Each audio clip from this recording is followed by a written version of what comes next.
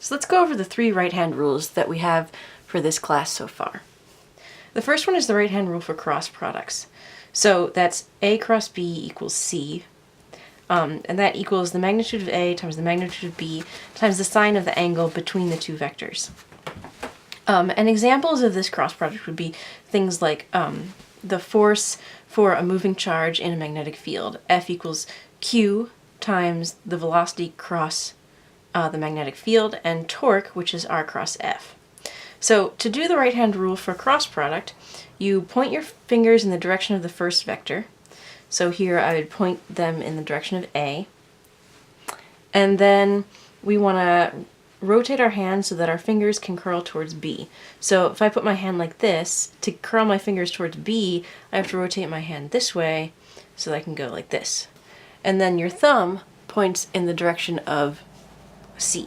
So that vector would be into the page. So C is into the page. And you'll notice that C is always perpendicular to both A and B. So it can only be one of 2 directions, into the page or out of the page. So the next right-hand rule is for the magnetic field around a current. So you point your thumb in the direction of I, so the I is the current, and then your fingers curl with the B field.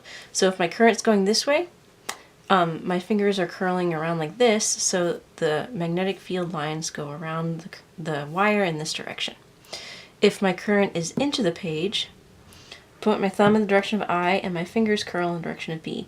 So B is going clockwise around this current-carrying wire. And the third right-hand rule is for the B field produced by a loop of current. So if I have a little loop of wire with current running through it, that produces a magnetic field.